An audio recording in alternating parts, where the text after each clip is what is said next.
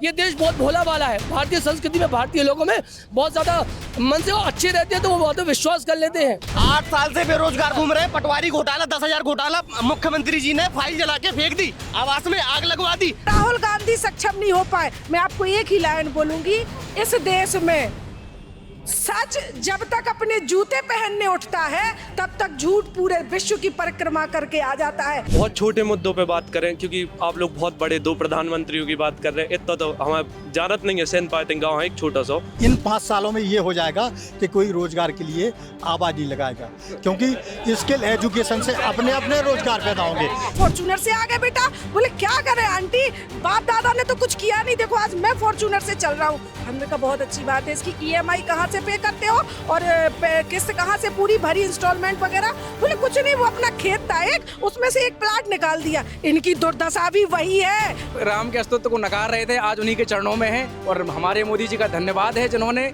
राम लला। अरे आप सवाल का जवाब दीजिए ना, इलेक्टोरल बॉन्ड वाला। तो वही है, केवल राम के नाम पे सारे मुद्दे लेके आ जाना। राम, रोजगार राम, स्वास्थ्य राम। राम को सोचो, जिस माँ केकई के कारण राम ने वनवास झेला, राम ने अपने भाइयों को भी अनुमति नहीं दी कि उस माँ की अवहेलना करो या बुराई करो। ये मुद्दे की बात नहीं, ये मुद्दे आप बना रही हैं। मुद्दे की बात आप, मुद्दे की बात। सॉरी सॉरी सॉरी सॉरी, आप सम्मानिए, आप सम्मानिए। पीछे हट जाइए, उंगली नीचे, आप पीछे हट जाइए।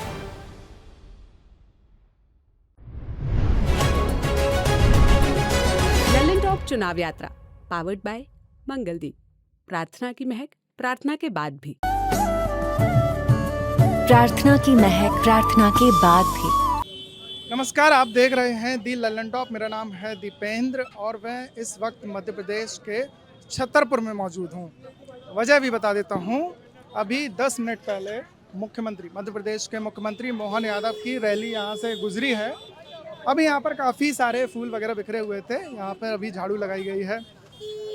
इस वजह से हमने सोचा क्यों ना यहाँ आया जाए। यहाँ पर लोग भी मौजूद थे, बहुत सारे लोग मौजूद थे। हमें दोनों ही पक्षों से भी लोग मिले हैं, तो हम उनसे बात करेंगे और उनसे जानेंगे छतरपुर के असली मुद्दे क्या हैं। खजुराहो जो एक शहर है वो भी इस ज़िले के अंतर्गत आता है, लेकिन खजुराहो लोकसभा सीट के अंतर्गत छतरपुर नहीं आता है। छतरपुर शहर नहीं आता है। छतरपुर ज़िले की 2 सीटें आती हैं खजुराहो में, छतरपुर की 2 सीटें आती हैं दमोह में और 2 आती हैं टीकमगढ़ में। इस तरह का यहाँ पे कुछ समीकरण है। हम यहाँ पे लोगों से बात करेंगे, उनसे जानेंगे कि छतरपुर की असली समस्याएं क्या हैं, खजुराहो से इतर और क्या समस्याएं हैं। जी, सबसे पहले तो मैम आपका नाम? मैं दीप्ति पांडे।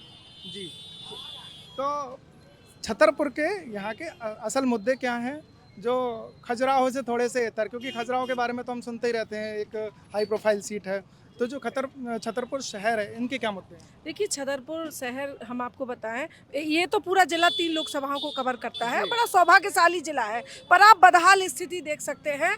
हम सबसे पहले बात करते हैं युवाओं के भविष्य की। हम आपसे बात करेंगे, यहाँ पे जो महाराजा महाविद्यालय था उसका अस्तित्व खत्म करके यूनिवर्सिटी में तब्दील कर दिया गया, क्योंकि इनके पास बनाने को कुछ था नहीं। उसके बाद आज 11 कॉलेजों में 5 प्राचार्य बस हैं, वहाँ ग्रंथपाल और लेखापालों की नियुक्ति नहीं है। अतिथि विद्वान के भरोसे 2019 से ये बच्चे पढ़ रहे हैं। तो छतरपुर का जो नौजवान वर्ग है वो आज शिक्षा से 2-4 कर रहा है, उनकी जो तरक्की है वो रुकी हुई है। आपके सामने ही है स्वास्थ्य, बड़ा मुद्दा है। छतरपुर अस्पताल 5 मंजिला बिल्डिंग है। मैं आपसे जरूर आग्रह करूंगी कि एक बार आप विजिट करिए। जितनी भी लिफ्ट होंगी उसमें से एक भी चालू नहीं मिलेगी, ये मेरा दावा है।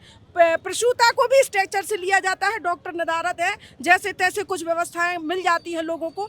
स्वास्थ्य के नाम पे बदतर स्थिति है। शिक्षा आपने देख ही ली, दूरदर्शन, टीवी, हमारा ये जो भी हमारा अस्तित्व था यहाँ का, NTPC, जो भी रोजगार के साधन थे। अब हम रोजगार पे बात करेंगे तो रोजगार में पूरा शून्य है। यहाँ लोग पलायन करने को मजदूर हैं। हम बात करेंगे यहाँ विकास की, छतरपुर नगर पालिका की।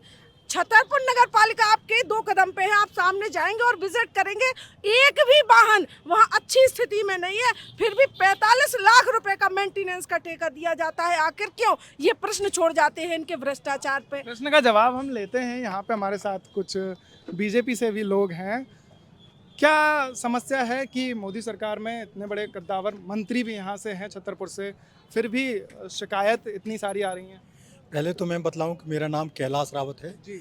मैं भारतीय जनता पार्टी से हूं, और जो कांग्रेस की हमारी बहन हैं उनने जो बातें कही हैं, अब देखिए वो विरोध में है, विपक्ष में है, तो उनको जो नेगेटिव चीज़ें हैं वो उनको बोलना है, पॉजिटिव तो बोलना एक तो उनको दिमाग में है ही नहीं।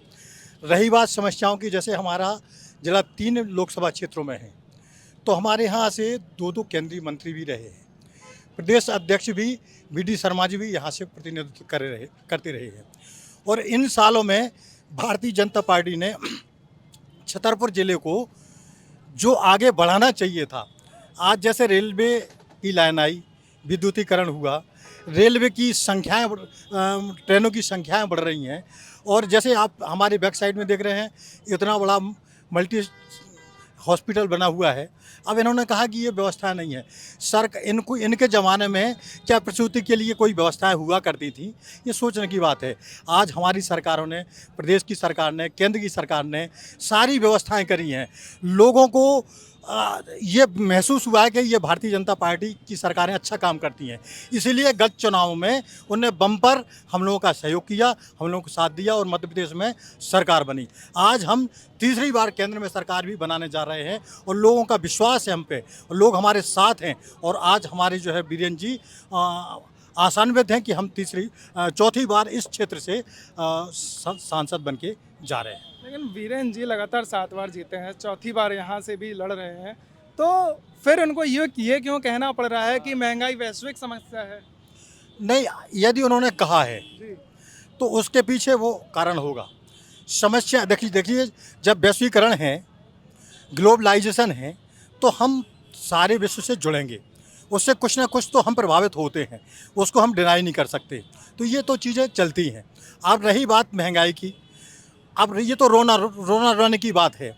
ये लोग आरोप लगाते हैं, इनके ज़माने में जब गैस सिलेंडर की लाइन लगती थी तो वही जनता कहती थी चाहे हमें 2000 का सिलेंडर मिल जाए, लेकिन भैया आराम से तो मिल जाए।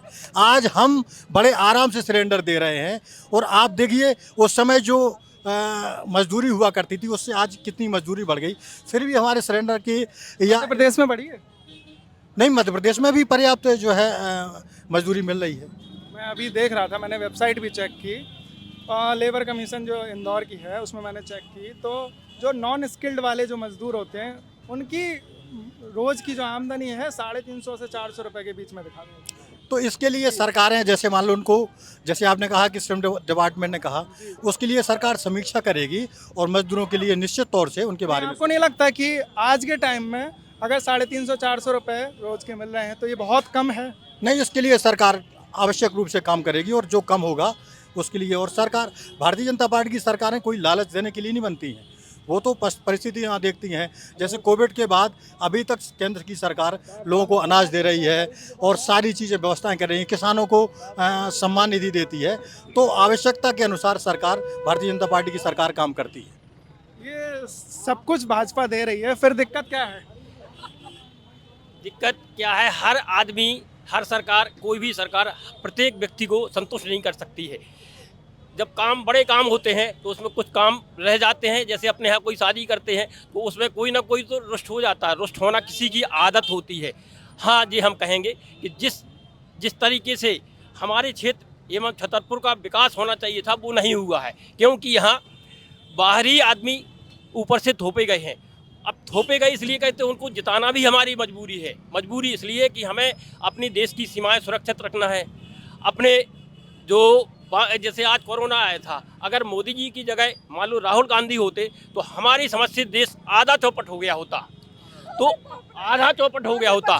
लेकिन जो बीच में नहीं मैडम, मैं किसी पार्टी से नहीं, मैं bank manager, retired bank manager हूँ, मैं किसी पार्टी से नहीं हूँ, मैं किसी पार्टी का पक्ष नहीं रख रहा हूँ। लेकिन ये है कि सब लोग विपक्ष है ही नहीं, विपक्ष विहीन है भारत अपना। इसलिए यहाँ से फिर से बीजेपी की सरकार को सिर्फ मोदी के नाम से वोट मिल रहे हैं, ना कि बीरेन खटीक के नाम से, ना वी.डी. शर्मा के नाम से, सिर्फ भारतीय जनता पार्टी के सिंबल से और मोदी के नाम से मिल रहे हैं। और जनता की और हमारी मजबूरी है कि हमें इस सरकार को लाना है, अन्यथा हमारी सीमाएं सुरक्षित नहीं रहेंगी। क्योंकि विश्व में जो मोदी जी ने ख्याति प्राप्त की है वो इसके पहले आज तक किसी भी प्रधानमंत्री ने नहीं प्राप्त की है। पहले हमारे यहाँ हम सुनते हैं कि यहाँ के लोग विदेशों में जाते थे तो उनको दुत्कार के दूसरे दर्जे के हिस्से से बिठाया जाता था। आज उन्हें गर्व होता है कि हम इंडियन हैं, हम भारतीय हैं, तो उन्हें वहाँ सम्मान मिलता है। इसलिए हमें मोदी जी को लाना जरूरी है। अगर सरकार सनातन को सुरक्षित रखना है तो मोदी जी को, भारतीय जनता पार्टी को लाना जरूरी है। इसलिए यहाँ से फिर से वीरेंद्र खटीक जीतेंगे, BD शर्मा जीतेंगे, वो जिताना जरूरी है। बताइए, ये तो कांग्रेस को शादी में रूठे हुए जो फूफा जी होते हैं वो बता रहे हैं। निश्चित तौर पे बड़ा देश का दुर्भाग्य है, चूंकि इनकी मजबूरी है, वो खुद बता रहे हैं। और भारतीय लोकतंत्र की ये सरासर हत्या है। इनकी व्हाट्सएप यूनिवर्सिटी में इनको ये बताया नहीं जाता। इनके प्रचार मंत्री, मतलब इनके प्रधानमंत्री जी, उन्होंने ये कहा था कभी कि जैसे जैसे रुपये की साख गिरती है, देश का सम्मान गिरता है। उनके शब्द इनको स्मरण करा दो। आज डॉलर और के मुकाबले पैसा देखिए आप 83 पार हो गया, सोना 74 पार हो गया, गैस सिलेंडर 1200 पार हो गया, फिर भी इनको विकास दिखता है। ये किस सीमा की बात करते हैं? आज तक ये बता पाए कि RDX कहाँ से आया, वो जवान कहाँ से मरे? ये किस देश की बात करते हैं? ये विदेशों में जाने के सम्मान की बात करते हैं। अरे इनको क्या पता कि इस देश को आज़ादी दिलाकर जिन कांग्रेसियों ने अपना पूरा जीवन जेल में बिताया, अगर वो भारत के सपूत विदेशी माटी में पैर धरते थे तो देश का नहीं विश्व का सीना चौड़ा होता था। और किस वही गांधी का स्मरण करा दूं जिनको वहाँ की महारानी ने बुलाया था और उसके बाद उनको एक प्रोटोकॉल दिया गया था, कपड़ों का कोड दिया गया था पहन के आने को। पर हमारे राष्ट्रपिता महात्मा गांधी ने कहा था कि अगर मैं ऐसे ही जाना मंजूर है उन्हें, वो मिलेंगी, तो वो कांग्रेसी परंपरा है। हम वो गांधी के लोग हैं कि वो अपनी शर्तों पे महारानी से मिले थे और भारत का डंका बजाया था। आप किसकी बात करते हैं? राजीव गांधी, जिन व्हाट्सएप यूनिवर्सिटियों में ये पढ़ते हैं। अभी भैया कह रहे थे शायद इनको रसोई की ABCD पता नहीं, इनकी घरवाली या इनकी बहुएं खाना नहीं बनाती है। उस महंगाई की आग से जहाँ भारत की एक एक महिला जूझ रही है, वहाँ वो तपती है आग में, बेरोजगार बेटे को देखती है, वहाँ तपती है महंगाई से। अब ये कह रहे हैं कि रसोई की बात कर रहे हैं, गैस सिलेंडर। स्मृति ईरानी जी 400 रुपए में गैस सिलेंडर पे रोड पे दिखाई देती थी, 1200 में नहीं दिखाई देती। भूख भय भ्रष्टाचार, किसानों का समर्थन मूल्य मिला, ये किसान है। पर दुखद है, अभी उन्होंने अपने मुंह से ही कहा कि हमारी मजबूरी है। अरे ऐसी कौन सी मजबूरी है कि आप अपने देश को, अपने प्रदेश के भविष्य को बर्बाद कर रहे हैं? BD शर्मा की बात कर रहे हैं, मोदी की बात कर रहे हैं। अरे वीरेंद्र खटीक की बात करिए ना। छतरपुर के किसी आम नागरिक से पूछिए, इन 5 वर्षों में या पहले के कार्यकाल में वीरेंद्र खटीक जी को किसी ने देखा है? अगर मैं आपको बता दूं, 100 में से आप सर्वे करेंगे तो 99 लोग कहेंगे कि वो यहाँ के सांसद को नहीं जानते। हाँ, कभी चप्पल सुधरवाने या स्कूटर चलाते देख लिया होगा लोगों ने। विकास के नाम पे जीरो है। इनकी मजबूरी है, ये अपने फर्जी विकास को, आतंक को, तानाशाही को ये बर्बाद कर रहे हैं।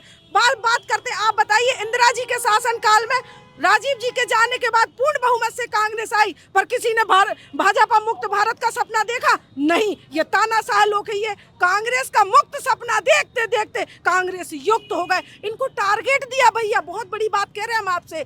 अगर भारतीय जनता पार्टी में जनाधार होता तो वो ढूंढ ढूंढ के कांग्रेसियों को भय भ्रष्टाचार और ED FID CD ये सब दिखा के शामिल कराने का टारगेट न दिया जाता। इनका मेगा शो आयोजित हो रहा, किसी भी तरीके से साम दाम दंड भेद कांग्रेसियों को तोड़ो। अगर इनके पास जनाधार होता ये तोड़ते। भारतीय जनता पार्टी के हमारे भाइयों से बड़ी दया आती है भैया, करुणा का भाव जागता है। इनने जो सेवा की पार्टी की, आज वो कांग्रेस से आए लोग इनके ऊपर शासन कर रहे हैं। पर इनकी मजबूरी है, क्योंकि कहीं ना कहीं ये दबे हुए लोग हैं। तो भूख भय और भ्रष्टाचार के साथ, तानाशाही के साथ इस सरकार ने कुछ नहीं दिया।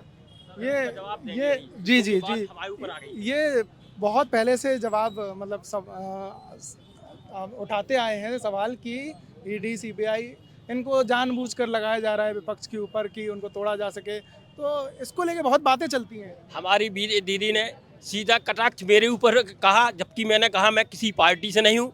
सत्य कहना अगर कांग्रेस को मजबूर स्वीकार नहीं है तो मुझे ऐसी सरकार कदापि ज़रूरत नहीं है। अगर सत्य सुनने की किसी में हिम्मत नहीं है तो उसको यहाँ खड़े होने तक की ज़रूरत नहीं है। मैंने क्या गलत बोला? मैंने जी कहा कि बाहरी आदमी है, थोपे गए हैं। मैंने सच बोला, और सच बोलने के लिए अगर हमारी दीदी ने इस प्रकार का अवक्षेप एक सेवानिवृत्त बैंक मैनेजर के ऊपर लगाया है तो शर्म की बात है। मैंने कहा कि जिस तरीके से विकास होना चाहिए नहीं हुआ है। लेकिन हमें वो दिन भी याद है कि हम यहाँ से जब मातगांव में थे तो 1 घंटा पहले निकलना पड़ता था। 17 किलोमीटर 1 घंटे में सफ़र नहीं कर पाते थे। आज कहीं भी चले जाइए 15 से 17 मिनट लगते हैं। हम बाहर अन्य ब्रांचों में इंटीरियर में रहे, चूँकि ग्रामीण बैंक में रहे, तो हमें अपने सिलेंडर के लिए दिन भर एक अपना प्यून या किसी दूसरे आदमी को सिलेंडर लेके वहाँ भरवाना पड़ता था और ब्लैक में कितनी राशि में खरीदना पड़ता था, मैं ओपन नहीं कह सकता हूँ। क्यों कि हमें अगर शाम को खाना बनना है तो सिलेंडर गैस का ज़रूरी है। तो आज जो पैसे दे के मिल रही है, अगर कोई चीज़ पैसे में समय पे मिल जाए तो उसका मूल्य नहीं है। अगर कोई आदमी को किसी वैक्सीन की ज़रूरत है, सस्ते में दो, जब आदमी ऊपर चला जाएगा फिर तो तुम उसके एक नहीं डिब्बे रख दो, उसका महत्व क्या रहेगा। अगर टाइम से कोई चीज़ मिल रही है तो हाँ, आज मोदी जी की सरकार में मिल रही है। और जो आरोप लगाए गए हैं ये निराधार है। इनका कहना है कि हमारे आदमी जा रहे हैं, पहले तो इनको अपने आप में ही शर्म आना चाहिए कि इनके आदमी क्यों जा रहे हैं, ये क्यों अपने आदमियों को बांध के नहीं रख पा रही है। कहीं ना कहीं कोई चूहे के बिल में कहीं कोई ना कोई खोट है, इसलिए आदमी वो कुतर कुतर के बाहर चले जा रहे हैं। और बाहर भाई सबका है, सब आ रहे हैं, जिसको जो ले रहा आने वाले आ रहे हैं, जाने वाले जा रहे हैं। जब अपना घर आदमी नहीं संभाल सकता है तो देश क्या संभालेगा। जैसे राहुल जी के लिए हमने स्पष्ट करते हैं कि यहाँ हम आपसी में विरोध करेंगे, लेकिन जब विदेश जाएंगे तो हमारी मातृभूमि भारत है, हम इसका सम्मान रखेंगे। हमारे भाई ने अगर कोई गलती की है तो हम अपने भाई को सुधार लेंगे, लेकिन उस भाई की हम विदेश में जाके बदनामी नहीं कहेंगे, क्योंकि उसमें हमारी साख जुड़ी है, हमारे देश का सम्मान जुड़ा है। और हमारे राहुल गांधी जी विदेश में जाके जो वार्तालाप करते हैं, हम लोग टीवी में देखते हैं, हमें शर्म आती है कि हमारा जो प्रधानमंत्री का दावेदार कहला रहा है अपने आप में, वो इस तरीके की बात करता है। इसलिए जनता उन्हें क्यों नहीं चुनती है, क्यों नहीं चुनती है। हाँ, एक मिनट की बारी आए तो बोलो ना भाई, इसमें क्या ये बताइए कि जनता किसी की बड़ी नहीं है। एक मिनट विपक्ष को लेके एक बात और चलती है कि विपक्ष एकजुट नहीं है। एक सेकंड विपक्ष को लेके चलता है कि विपक्ष एकजुट नहीं है। आज भी आप स्वास्थ्य की बात कर रहे हैं मोदी जी की, ये देखिए आप 2 साल से दवा की कमी, टीबी मुक्त भारत का सपना संकट में। आप इसको पूरा डिटेल में पढ़िए। और ये वैक्सीन की जो अभी चर्चा कर रहे थे स्वास्थ्य की, दूसरी बात मैं आपसे कहूंगी प्रमाणित बात करिए। इनको तो शर्म आनी चाहिए ये बात कहने में। आज राहुल गांधी की ये बात करते हैं, याद करिए हमारे राजीव गांधी को। जो हमारे कांग्रेस का कोई भी कार्यकर्ता, कोई भी नेता कभी अटल जी की बुराई करते हुए आपको सड़कों पे नहीं दिखाई देगा, क्योंकि हमारी परंपरा, अनुशासन और हमें सभ्यता रही। आज इनको व्हाट्सएप यूनिवर्सिटी में एक ही ज्ञान मिलता है, क्योंकि जब हम किसी को तोड़ नहीं पाते, राहुल गांधी का इतना खौफ भरा हुआ है भारतीय जनता पार्टी के एक एक कार्यकर्ता में कि हजारों करोड़ रुपए व्हाट्सएप यूनिवर्सिटी में चल रहा, राहुल जी की बुराई करो। लेकिन जब उन्होंने भारत जोड़ो यात्रा करी और 4000 किलोमीटर पैदल चले तो इनका सीना कांप गया। जो लोग बुराई करते थे वो भी तारीफ करने लगे। ये बोलेंगे कुछ भी, पर ये प्रमाणित कोई भी बात नहीं कहेंगे। राहुल गांधी क्या मोदी जी की बात नहीं करेंगे कि जब वो भाषण देते हैं प्रॉम्प्टर से पढ़ते हैं। आप राहुल जी एक मिनट हम पूछेंगे। राहुल गांधी की बात करते हैं कि अगर उनका इतना खौफ है तो आज ही एक बड़ी रैली हुई है तो उन्होंने उसमें खड़गे जी गए हैं, अखिलेश जी गए हैं, तो राहुल जी उसमें क्यों नहीं गए? देखिए भैया, हमारा मनुष्य का शरीर है। एक minute, let me complete it. हम मनुष्य है, हम हो सकता है विद इन 5 मिनट हमें कोई चक्कर आ जाए, बीपी की प्रॉब्लम हो जाए। राहुल जी की तबीयत खराब थी, उन्होंने खड़गे जी से आग्रह किया, खड़गे जी पहुंच गए। हमारे सीनियर लीडर नेता हैं, हमारे पार्टी के राष्ट्रीय अध्यक्ष हैं, वो पहुंच गए।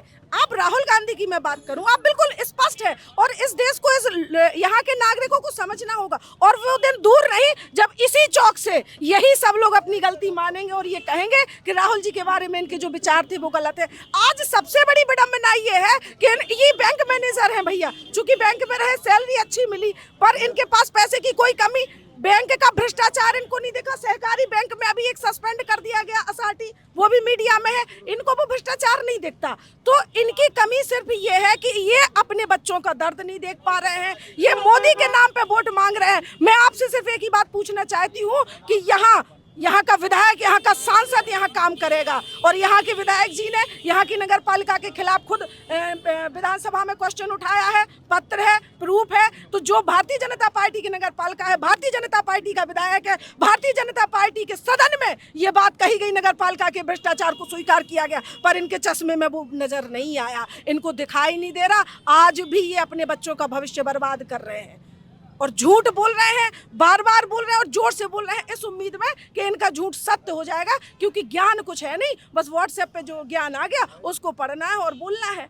ये मजबूरी है। बाकी देश को बचाने के लिए ये बता देना कि आज़ादी में इनके लोगों ने क्या योगदान दिया, कितने लोग जेल में रहे, क्या संघर्ष इन्होंने किया। संघर्ष इन्होंने कुछ किया नहीं, जेल में ये रहे नहीं, आज़ादी की लड़ाई इन्होंने लड़ी नहीं, देश बचाने की बात करते हैं। ये पूछ रहे थे, इनको याद आ गया कितने दूर रास्ता है। अरे इनसे पूछिए कि इनके पिताजी और इनके पूर्वज किस स्कूल में पढ़े और उस स्कूल की मार्कशीट और अंक सूची देखिए। दूर न जाइए, इनकी स्वयं की अंक सूची मंगाइए और पूछिए वो स्कूल कांग्रेस की देन है। कांग्रेस ने क्या नहीं दिया, कितने बड़े बड़े शिक्षण संस्थान दिए, नेहरू जी ने क्या नहीं दिया। हाँ भैया, ये नहीं किया कि 5 किलो का अनाज देके 50 रुपया की फोटो इंदिरा जी ने नहीं छपवाई। जो मोबाइल राजीव जी की देन है। कितनी बड़ी छतरपुर को आप देखिए, चाहे आपकी दूरदर्शन हो, आपकी आकाशवाणी हो, एनटीपीसी हो, यहाँ सांसद रहे सत्यव्रत चतुर्वेदी और मम्मी विद्यावती चतुर्वेदी। उनके कार्यकाल में इस लोकसभा का जो विकास हुआ वो इनके बीरेन खटीक जी ने नहीं किया, पर इनको वो नहीं देखता। ये खुद कांग्रेस के बनाए स्कूल में पढ़े, ये खुद कांग्रेस के बनाए अस्पतालों में इन्होंने इलाज लिया, कांग्रेस के बनाए मास्टर रहे, यहाँ तक कि इनकी नौकरी भी लगी होगी तो कांग्रेस के ही राज में लगी होगी। पर भैया वृंदावन में राने तो राधे राधे काने, पता नहीं कौन सी मजबूरी है जो देश के साथ अपने घर का भविष्य भी बर्बाद कर रहे हैं और झूठ बोल रहे हैं। बड़ी विडंबना है। इसका बताइए जरा, बताइए क्या जी। ये कह रहे हैं कि कांग्रेस के ही राज में, आप जो भी स्कूल में आप पढ़े हैं सब कांग्रेस के राज में बने हैं, इसके अलावा जो भी चीज़ें बनी है सारी कांग्रेस के राज में बनी है, तो फिर बीजेपी को लेके इतना क्यों? बीजेपी की राज में। और ये वीरेंद्र खटीक जी नजर क्यों नहीं आते, उनकी शिकायत है बड़ी। वीरेंद्र कुमार जी, डॉक्टर वीरेंद्र कुमार जी जो सांसद हैं यहाँ से, जितनी लोकसभा के अंदर ग्राम पंचायत है, हर ग्राम पंचायत में चुनाव प्रचार में गए हैं। अब इनको नहीं नजर आते तो हम क्या करें। मतलब ऐसे प्रत्याशी जो हर ग्राम पंचायत में गए हैं, उपस्थिति दर्ज है चुनाव प्रचार में। मैं साथ में जाने वाला व्यक्ति हूँ। और भी किसी से पूछ लिए, सबसे ज़्यादा घूमने वाले दिल्ली में जिस दिन उनका बैठक खत्म हुई या लोकसभा खत्म हुई तुरंत आ जाते हैं क्षेत्र में, बैठ के हर जगह समस्या का निवारण करते हैं कार्यकर्ताओं की और जनता का। और विकास देखिए, विकास तो चारों तरफ है भैया, चारों तरफ की आप बात कर रहे हैं। हम अभी यहाँ पन्ना से आ रहे हैं। पन्ना की जो हालत हमने देखी है ना, मुझे नहीं लगता कि मध्य प्रदेश में आदिवासी जिलों को छोड़ दें तो और कहीं ऐसी हालत होगी। बगल में रीवा जिला है, काफ़ी विकसित दिखता है, यहाँ भी काफ़ी अच्छा दिखता है, लेकिन पन्ना क्या इतना पिछड़ा होने की क्या वजह है? नहीं, पन्ना में पिछड़ा नहीं है, बिल्कुल नहीं है पन्ना पिछड़ा। हम तो अभी घूम कर आए हैं। वहाँ क्या है कि जंगली इलाका ज़्यादा है, पथरीला इलाका ज़्यादा है, जनसंख्या कम है, इस वजह से अब वहाँ विकास हो रहा है। भैया हर जगह विकास है, क्या नहीं है पन्ना, बताइए आप बताइए ना कि वहाँ पर सड़कें भी आप देख लीजिए, चाहे तो नहीं, सड़कें भी हैं, सेंट्रल जैसे स्कूल है पन्ना में जी, हॉस्पिटल है, सब कुछ। पर लोगों के पास काम नहीं है, ऐसा बहुत हमें सुनने को आया। काम तो सबके पास है, खेती पाती, क्योंकि वहाँ पर जो एनएमडीसी की खदान चलती है, उनके मजदूर भी वो शिकायत करते हैं कि बाहर से आते हैं, जो वहाँ के आसपास के लोग हैं उनको मजदूरी वहाँ पर नहीं मिलती है। अरे नहीं, ऐसा नहीं है, मजदूरी मिलती है भैया, नहीं मजदूरी मिलती है। मैं भी एक किसान पन्ना जिला से हूँ। श्रीमान एक जरा सुन लीजिए, पन्ना से ही है। मैं भी पन्ना जिला से हूँ। मैं ना बीजेपी का पक्ष कर रहा हूँ ना कांग्रेस का पक्ष कर रहा हूँ। श्रीमान जी ये बताएं कि सबसे पन्ना जिला छोटा है और मध्य प्रदेश का पिपरिया खुर्द में क्या आज तक रोड है? बताएं। जैसे आपने पन्ना की बात करी ना, मैं भी अपनी माता राम को लेकर हॉस्पिटल में भर्ती हूँ, माता राम को करे हूँ। जो आपने पन्ना की बताई इसलिए मैं मजबूरी में बोला, नहीं तो मैं सबकी बात सुन रहा था। ना मैं कांग्रेस की बड़वारी कर रहा ना बीजेपी कर रहा हूँ।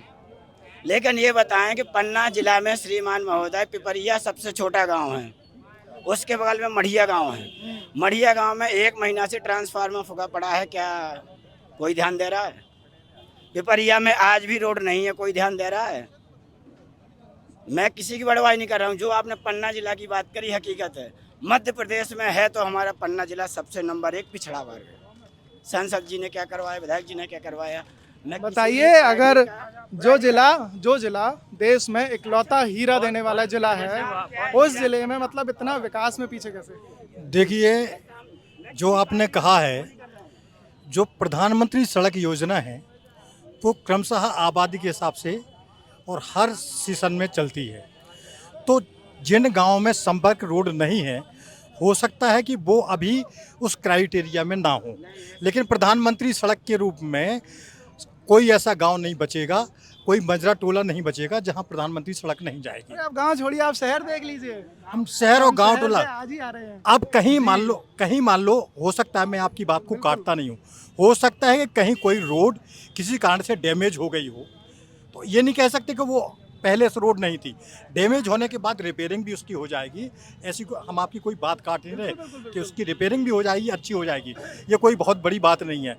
लेकिन जो हमारी कांग्रेस की बहन जी ने कहा था कि कांग्रेस से कार्यकर्ता भाजपा में आ रहे हैं, देखिए हमारी अपनी एक विचारधारा है और कांग्रेस की अपनी विचारधारा है।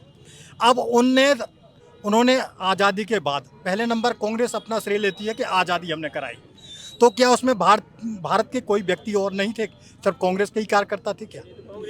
पहली बात तो ये, आज़ादी के समय कांग्रेस का बैनर नाम होगा, वो कांग्रेस अलग थी और उसमें सब थे, उसमें भारतीय जनता पार्टी के लोग भी हुआ करते थे, वहाँ कोई दल नहीं था।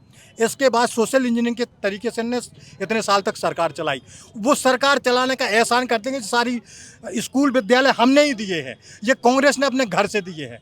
इनकी नेताओं ने अपने घर से स्कूल चलाए, इनकी नेताओं ने हॉस्पिटल बनाए, मतलब ये देश का कुछ नहीं है। ये नहीं सोचते हैं, इनको इस बात की शर्म नहीं आती है। वैसे असंसदीय शब्द हमें कहने नहीं चाहिए, लेकिन ये बात इनको सोचना चाहिए कि जब हम सरकार में होते हैं तो इतनी प्रगति क्यों नहीं कर पाए जो मोदी जी ने करी है। आप इतने पीछे क्यों थे? आज छतरपुर जैसे पिछड़े ज़िले में, जो केंद्रीय कांग्रेस के ज़माने की केंद्र सरकार में ये पिछड़ा ज़िला था, उस ज़िले में आज 4 लाइन है, आज अमेरिका जैसी सड़कें हैं, आज हॉस्पिटल आप देखिए। आज अमेरिका वाली सड़कों पे ही पूछ लेते हैं। जी। दूसरी बात मेरा ये कहना है कि मेरी विचारधारा से प्रभावित होके, भारतीय जनता पार्टी की विचारधारा से प्रभावित होके कांग्रेस के लोग आ रहे हैं। उनको पता लग गया कि ये कांग्रेस की विचारधारा अच्छी नहीं है, देर से आए दुरुस्त आए, वो आज अच्छी जगह आ गए हैं, उनको सम्मान मिलेगा और वो देश की सेवा करने लायक हो जाएगा। तो आपका नाम क्या है? मेरा नाम अभिषेक सिंह है जी। तो आपको लगता है अमेरिका जैसी सड़कें हो पाई हैं? देखिए, मुझे नहीं लगता है आसपास जितने भी लोग खड़े हैं कोई अमेरिका गया होगा। मैं क्या कह रहे हैं? नाला तक तो बना नहीं है सही से, अमेरिका की सड़कें क्या बनेगी? देखिए, मैं भी एक जर्नलिस्ट हूँ और अमेरिका तो यहाँ कोई गया नहीं है, हम फिल्मों में देख लेते हैं जितना समझ में आता है। देखिए, मुद्दे जो चल रहे हैं सड़कों के या जो बड़े मुद्दे लोग डिस्कशन कर रहे हैं वो हर जगह रहते हैं। राजनीति है, मुद्दा है, पॉलिटिक्स है, पॉलिटिशियंस है, सब जगह ये मुद्दे रहेंगे। सवाल ये कि चुनाव किस बात पे हो रहा है। अपन कितना भी डिस्कशन कर ले, चुनाव 2 चेहरों पे हो रहा है सर, मोदी जी के चेहरे पे और राहुल जी के चेहरे पे। तो आपका पड़ोसी कौन होना चाहिए ये सबको पता है, जिसका जैसा इंटरेक्शन है। मोदी जी अपनी बात को समझाने में सफल हो गए, राहुल जी अपनी बात को समझाने में सफल अभी नहीं हो पाए उस लेवल पे। ये एक मुद्दा है। दोनों बड़े नेता हैं और निश्चित ही राहुल जी काफ़ी पढ़े लिखे इंसान हैं, इंटेलेक्चुअल लेवल पे काफ़ी ऊंचे व्यक्ति हैं और बड़े राजनीतिक परिवार से आते हैं, विरासत में राजनीति मिली है। लेकिन अब मोदी जी ने जो बात कही है, मोदी की गारंटी जो चल रहा है, मैं उससे काफ़ी प्रभावित व्यक्तिगत रूप से हूँ। भाई 370 हटाने बोला था हटा दिया, राम मंदिर बनाने बोला था बना दिया, देश के सबसे बड़े 2 मुद्दे उन्होंने सॉल्व कर दिए। अब ये बिजली, पानी, सड़क, इसके लिए बाकी दुनिया भर के नेता नगरी, विधायक हैं, मुख्यमंत्री हैं, दुनिया भर का प्रशासन है। तो लोकतंत्र में ये मुद्दे बहुत मायने नहीं रख रहे इस समय, क्योंकि चेहरे पे चुनाव है साहब। अब आपको राहुल जी को वोट देना है या मोदी जी को, ये अंतर मन की जो आवाज़ है वो बताएगी और बटन दबा के आएगी, सीधी बात। तो बताइए फिर। जी। क्या नाम है? मैं कांग्रेस का प्रवक्ता हूँ अभिलेख। तो राहुल जी अपनी बात क्यों नहीं समझा पा रहे? ये कहना बहुत बेमानी होगा कि वे अपनी बात नहीं समझा पा रहे हैं। जो मोदी जी है वे कहते हैं हम गारंटी देने को तैयार है। भाई आपने तो विवाह किया तो अपनी पत्नी की गारंटी कौन लेगा? वो क्यों नहीं बता पा रहे, स्वीकार नहीं कर पा रहे? देखिए वो उनका पर्सनल मुद्दा, पर्सनल चीजों को ना, that was not personal matter. जब आप राजनीति में आते हैं तो आपका जीवन सार्वजनिक होना चाहिए। आप मीडिया है। जब वे मुख्यमंत्री थे तो उन्होंने स्वीकार कभी नहीं किया कि यशोदाबेन उनकी पत्नी है। जब वे प्रधानमंत्री के उम्मीदवार बनते हैं शपथ पत्र में ये बात स्वीकार नहीं करते। जब मीडिया वालों ने बताया कि आप अपनी पत्नी का शपथ पत्र में उल्लेख क्यों नहीं कर रहे हैं और हम उसको प्रसारित करें, तब उन्हें स्वीकार करना पड़ रहा। आज आप मुझे एक बताइए, एक महिला जो ताजीवन उनकी विवाहिता बन के रह रही है, क्या ये उसका नैतिक उसका दायित्व नहीं था कि उसका पति उसके साथ उसके लेके चले? इस बात की गारंटी पे कोई चर्चा नहीं करेंगे। लेकिन साहब पूरे दुनिया को अजीब बातों में बरगलाना है तो गारंटी शब्द का इस्तेमाल कर लिया। आपने 2 करोड़ रोजगार की बात की थी, आपने 2 करोड़ रोजगार की बात की, आपने 15 लाख रुपए प्रति व्यक्ति की बात की थी, आपने बुलेट ट्रेन की बात की थी। बहुत हुई महंगाई की बात आपकी अनुमति, ये कहाँ गए नारे? जब उस समय क्रूड ऑयल था 60 रुपए, तब पेट्रोल कितना हुआ करता था? आज आप मुझे बताइए, पेट्रोल के दाम आसमान छू रहे हैं। ये नौजवान जब सुबह काम के लिए निकलते हैं तो उनके पास पेट्रोल डलाने जाते हैं, वो कहते हैं हम कितने का डलाएं यार, 100 से 110 के पेट्रोल पहुंच रहे हैं। आज अब विवाह का सीजन चल रहा है, सड़क चल रही है, आप सोने के दाम बताइए 75,000 पहुंच गए।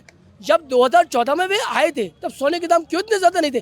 दोस्त, बहुत सारी बातें ऐसी होती है जो हम जनता को बरगलाते कुछ और वास्तविकता कुछ और है। ये देश बहुत भोला वाला है। भारतीय संस्कृति में, भारतीय लोगों में बहुत ज़्यादा मन से अच्छे रहते हैं तो वो बहुत विश्वास कर लेते हैं। ये जिस तरह का वार्तालाप कर रहे हैं पूरे देश में, केवल लोगों के अंदर निराशा है। दादा माँ जैसे सड़क की बात कर रहे थे, आज सड़कों की हालत दोस्त ये है, हर 4 साल में सड़कें बनानी पड़ रही है। ये सरेआम जगत जाहिर है कि 22% 24% कमीशन लग रहा है। ये कैसा देश चलाने जा रहे हैं आप? हमारे पीछे नौजवान साथी खड़े, कॉलेज से निकल के आए, इनको रोजगार मिलना चाहिए, ये इनके भविष्य की बात है। इस पर आप कोई चर्चा नहीं करना चाहते हो? आप क्यों इन चीज़ों से भाग रहे हो? बताइए फिर। पेट्रोल डीजल की भी बात चलती है कि बाहर के जो गल्फ कंट्रीज में तेल के दाम घटते हैं, लेकिन यहाँ पर जैसे के तैसे रहते हैं, थोड़े बहुत माइनर से 50 पैसे घटा दिए। जी जी जी, आप क्या है सर? कहाँ हैं? जी क्या है, जैसे आपने एक मिनट सोने के बारे में बताऊंगा सर। सोना बोला है, मैं सोनी हूँ, सोने के बारे में। जैसे हमारे भाई साहब ने अभी सोने के लिए कहा, सोना एक अंतर्राष्ट्रीय धातु है, डॉलर एक अंतर्राष्ट्रीय मुद्रा है। हमें देश विदेश से कोई भी चीज़ खरीदना है तो या तो सोना देना पड़ेगा या डॉलर देना पड़ेगा। आज जो अपने दो विश्व की महाशक्तियाँ आपस में लड़ रही हैं, तो वहाँ के लोग अपने सभी सामान, जमीन जायदाद सब कुछ बेच के सोना खरीद रहे हैं, इसलिए सोने के दाम बढ़ रहे हैं। पता है आपको? अरे मैं सोनी हूँ यार, मुझे कोई नहीं बेच रहा, कोई नहीं बेच रहा। देश विदेश की अपनी जमीनें कोई नहीं बेच रहा। ये अंतरराष्ट्रीय भ्रमित मुद्दे बता के रोजगार को, स्वास्थ्य को, अस्पताल को, लोगों को, यूथ को, 60% जनता जो रोड पे मारी मारी घूम रही है भारत की, उसके लिए जिम्मेदार कौन है? 2014 में आपने 2 करोड़ रोजगार के लिए बोला था, 10 साल में 20 करोड़ होते हैं। पूरे भारत की आजादी के बाद से सबसे ज्यादा बेरोजगारी दर है आज भारत में भाई साहब। बेरोजगारी दर की तो रिपोर्ट भी आ चुकी है। अकेला भारत, अकेला आपके पास तो पर्याप्त नहीं, आप पर्याप्त रोजगार देने के लिए पैसे हैं। पहले बोलने देंगे आप बोलने देगा। 8 साल से बेरोजगार घूम रहे हैं। पटवारी घोटाला, 10,000 घोटाला, मुख्यमंत्री जी ने फाइल जला के फेंक दी, आवास में आग लगवा दी। फाइल का पता नहीं, बोलते 1 महीने के अंदर फाइल दे दूंगा। आपके चैनल पे आके उन्होंने बोला था कि वो जिसको चाहिए फाइल 1 महीने में फाइल ले ले। कहाँ है फाइल? पर्यावास भवन में आपने आग लगवा दी। अब बात करते हैं, बोले मुद्दे मुद्दे मुद्दे, आपके पास कुछ है ही नहीं करने के लिए। 2014 जी जी जी, बताइए बताइए। एक वो कह रहे हैं कि पटवारी का लेकर रिजल्ट को लेकर जब वो सब चीजें आई, उसके बाद भवन में आग लग जाती है, ना ही उसकी कोई फाइल आती है। बीजेपी को वोट दे रहा हूँ, और बता दूं, मैंने 14 में 19 में बीजेपी को सपोर्ट किया और वोट किया। मैं किसी पार्टी से नहीं हूँ। बताइए। देखिए, जो रिजल्ट आया था उसमें विसंगति हुई तो हमारे मुख्यमंत्री जी ने उसको रोक दिया। इसके बाद उसकी जांच चल रही है, जांच के बाद सरकार उसका डिसीजन लेगी। इसके बाद इन्होंने कहा कि आग लग गई। ये प्राकृतिक आपदा है, यदि आपके पास सबूत हैं कि वो किसी ने लगाए। जी जी जी, भैया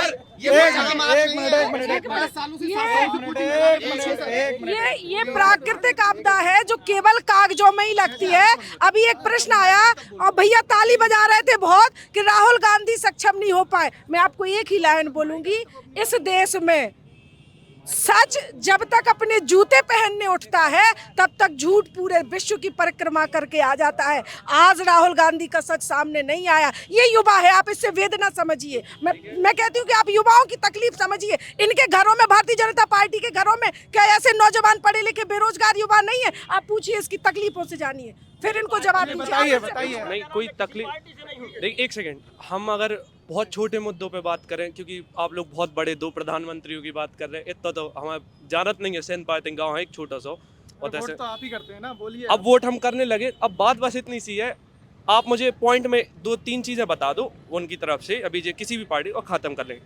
रोजगार के मामले में, स्वास्थ्य के मामले में और शिक्षा के मामले में इतनी नंबर 1 के हम पढ़ी हैं। इतने जाते इलाज करवावे और रोजगार इतने है नहीं है, कैसे मैन्युफैक्चरिंग प्लांट बने नहीं है। आपने उद्योग बनाने के लिए स्टेप बाय स्टेप क्या किया, आप ये बता दोगे, बात यहीं खत्म हो जाएगी। स्टेप बाय स्टेप आपने क्या किया? चलिए बता दीजिए, स्टेप बाय स्टेप बता दीजिए। देखिए, ये हमारे जो छात्र बता रहे हैं कि अपने आप को छात्र हैं, लेकिन वो दीप्ति जी के साथ हैं। ठीक है ना? किसी दीदी के साथ में नहीं है। अब रही बात इसकी कि मोदी जी ने मुद्रा योजना चलाई है। ठीक है, मोदी जी ने स्किल एजुकेशन शुरू करी है। जब उन्होंने देखा कि कांग्रेस की सरकारों ने ये बेरोजगारी दी है, आज वो सारी व्यवस्थाएं बदल रहे हैं और इस स्थिति में इन 5 सालों में ये हो जाएगा कि कोई रोजगार के लिए आवाज़ नहीं लगाएगा, क्योंकि स्किल एजुकेशन से अपने अपने रोजगार पैदा होंगे। मुद्रा योजना से लोगों को बैंक से जोड़ के उनको लोन दिया जाएगा, अपने अपने काम करेंगे। बेरोजगारी तो कांग्रेस की है, 10 साल से सरकार बेरोजगारी की रिपोर्ट देखिए, कोई किसी के हाथ में जादुई छड़ी नहीं होती है। जो 70 सालों की समस्याएं हैं, 70 सालों की समस्याएं हैं, उनको ठीक करने के लिए कुछ तो समय लगता है। बेरोजगारी की रिपोर्ट में 70-80% युवा जो है बेरोजगार कैसे है, वो तो अंतर्राष्ट्रीय रिपोर्ट है। नहीं, उसके लिए सरकार काम कर रही है और बेरोजगारी की समस्या इस देश में समाप्त हो जाएगी। कांग्रेस की देन है बेरोजगारी समस्या। भैया 10 साल में सरकार है अभी मोदी जी की, तो समेट रहे हो उसको, रोजगार देने का काम कर रहे हैं। ये लोग कह रहे हैं कि समेट रहे हैं आपकी समस्या। इनकी हालत कुछ नहीं, 1 मिनट, इनकी हालत एक मिनट, थोड़ा दूर हो जाइए। जब क्या होता है, एक बहुत छोटी सी बात है, एक बच्चा आया अभी एक दिन मेरे पास, वो बढ़िया फॉर्च्यूनर लेके आया। मैंने कहा बड़ी बात है यार, फॉर्च्यूनर से आ गए बेटा। बोले क्या करे आंटी, बाप दादा ने तो कुछ किया नहीं, देखो आज मैं फॉर्च्यूनर से चल रहा हूँ। हमने कहा बहुत अच्छी बात है, इसकी EMI कहाँ से पे करते हो और किस्त कहाँ से पूरी भरी, इंस्टॉलमेंट वगैरह? बोले कुछ नहीं, वो अपना खेत था एक, उसमें से एक प्लाट निकाल दिया। इनकी दुर्दशा भी वही है, बाप दादाओं की कमाई पे ये राज कर रहे हैं, आगे इनके पास कुछ है नहीं। ये अपने मुंह से कह रहे हैं कि जादू की छड़ी नहीं है। अरे तो मान क्यों नहीं जाते जिसने इस आजाद भारत को करवाया, गुलामी की जंजीरों को तोड़ा? अगर उस भारत में हम पैदा हुए जहां 200 वर्ष अंग्रेजों ने शासन किया, उसके बाद कांग्रेस के कर्मठ कार्यकर्ताओं ने, ईमानदार नेताओं ने, जवाहरलाल जैसे जवाहरों ने, इंदिरा जैसी शहादत ने, राजीव जैसे योग्य भारत रत्न ने अपना खून देकर, खून पसीने से इस भारत को सींचा। और तो आरोप लगा रहे हैं कि उनका काम ही है, उनका काम ही है, जहाँ सुई नहीं बनती थी वहाँ हवाई जहाज बनने लगा। तब इन्हें जादू की छड़ी याद नहीं आई। आज हाँ भैया, 2014 के बाद तुझे सब अंधेरे में थे, सड़कें जानत ना थे, मोदी जी आए, रिमोट स्टार्ट करो, एक बार में सड़क बन गई, एक बार में बिजली के खम्भा गड़ गए, एक बार में रोजगार आ गए, 2 लाख नौकरी मिल गई, करोड़ों रुपए, 15 लाख रुपए खाते में आ गए। ये बीरन खटी की बात नहीं करेंगे, इनसे पूछो कि छतरपुर लोकसभा जिसमें आती है टीकमगढ़ में, बीरेंद्र खटी जी का एक दुख और तकलीफ में जाने का एक फोटो ये बता दे कि आज यहाँ के किसी के दुख तकलीफ में बीरेंद्र खटी आते हैं। अरे भैया आप चुप रहो, ये लोग फ्रस्ट्रेटेड हैं, इनको कुछ समझ में नहीं आ रहा। भारतीय जनता पार्टी का कार्यकर्ता खुद नाखुश है, ये दल बदल की बात करती है, कहते कि रोक नहीं पाए। अरे भैया नोटिस पहुंच जात, जमीनें न पे जाती, फीता आ जात, ये तो डिवाइडर की बात भई थी, कांगा वो डिवाइडर। इनसे पूछो, इन्हें ज्ञान कछु है नहीं है, बस माइक मिलो सो बोल के। अरे फ्लाईओवर और डिवाइडर और सब बनने थे भैया। आप कुछ कह रहे थे, बताइए। हाँ सर, मैं एक आम नागरिक हूँ जो किसी पार्टी से, क्या नाम है आपका? त्रिदेव गुप्ता नाम है मेरा। मैं किसी पार्टी से कोई संबंध नहीं रखता हूँ। मैं आपको ये बताना, क्या करते हैं फिर आप? सर मैं बच्चों को पढ़ाता हूँ। और ये जो बात करते हैं देश में, तो हम आपको जो सबसे बड़ा मुद्दा बता देते हैं बेरोजगारी का है, जिसमें सबसे ज़्यादा विफल तो हमारा मध्य प्रदेश हुआ है। 2011 से 2022 तक कोई टीचिंग की वैकेंसी नहीं आई है। 2017 के बाद अभी तक कोई MPSI की वैकेंसी नहीं आया। MP पटवारी में कितना बड़ा घोटाला हुआ जन जाए, दुनिया जानती है कितना बड़ा घोटाला हुआ है। और सरकार ने जांच पे क्या किया, ऑफलाइन जांच करवा दी और बोला कोई घोटाला नहीं हुआ है, और फाइल में आग लग दी। जब जब घोटाला होते हैं, वर्ग 3 का घोटाला था, उसमें विकलांगों को भिंड मुरैना के विकलांग शामिल हुए थे, उस फाइल में भी आग लगवा दी गई। जब जब कोई घोटाला होता है सर, आग लगवा दी जाती है वहाँ पे। से प्राकृतिक आपदा बता सर, हर बार आकस्मिक ऐसा कैसे हो सकता है कि जब घोटाले की जांच बैठती है और जांच आती है तभी आग लग जाती है। मध्य प्रदेश का युवा बेरोजगारी से हाँ, देखिए कहते हैं कि 1 महीने के अंदर जांच मिल जाएगी। आपके ही चैनल में कहा है सौरभ द्विवेदी जी से कि हम जांच 1 महीने के अंदर सौंप देंगे, फिर वो जांच जाहिर नहीं की गई। और सर दुनिया जानती है कि 200 नंबर के पेपर में 15 क्वेश्चन गलत हैं, 185 के क्वेश्चन में 184 नंबर नहीं आ सकते हैं। और वहाँ इतना बड़ा घोटाला हुआ है। मैं एक टीचर हूं, मैं जानता हूं, अगर मैं भी बैठता पेपर में तो इतने नंबर नहीं आते। केवल जय श्री राम और भारत पाकिस्तान के नाम से वोट नहीं मिलते। युवाओं के ऊपर देखना चाहिए, जिस तरह से आज युवा परेशान है, वैकेंसियां आ रही हैं तो पेपर गलत आ रहे हैं, और पेपर गलत आ रहे हैं फिर उसके बाद घोटाले होते हैं। 15-15 लाख में वैकेंसियां बिक रही हैं। आज युवा सर परेशान है। हम आपके चैनल के माध्यम से बताएंगे कि जमीनी स्तर पे काम करना चाहिए। हम किसी का विरोध नहीं कर रहे, मगर आप जमीनी स्तर पर देखिए कितना युवा परेशान है। तो हम आपके माध्यम से यही कहना चाहेंगे कि ये जो घोटाले हुए हैं इनकी सर बहुत ज़्यादा जांच हो। और जो आप समझिए कि 10-10 साल में वैकेंसी नहीं आती। 2011 में टीचिंग की वैकेंसी आई थी, उसके बाद 2022 में सीधी वैकेंसी आई है। मध्य प्रदेश का युवा टीचर बनने से दूर हो गया। आप बताइए MPSI 2017 से 2024 हो गए, 7 साल हो गए, अभी तक MPSI की वैकेंसी नहीं आई। युवाओं को पता नहीं है कब वैकेंसी आएगी, सिलेबस क्या होगा, पेपर क्या होगा, वैकेंसियां बिकेंगी कि हमको भी मिलेंगी। सर वैकेंसी मध्य प्रदेश में वैकेंसी को लेके बहुत चलता है कि काफ़ी टाइम से आती नहीं है, आती है तो पेपर लीक हो जाता है, पेपर लीक नहीं हो तो उस पेपर के बाद उसमें घपला हो जाता है, नहीं तो आग लग जाती है। ये यदि जहाँ इन्होंने कहा है कि घपला होता है, तो जैसे वो पटवारी के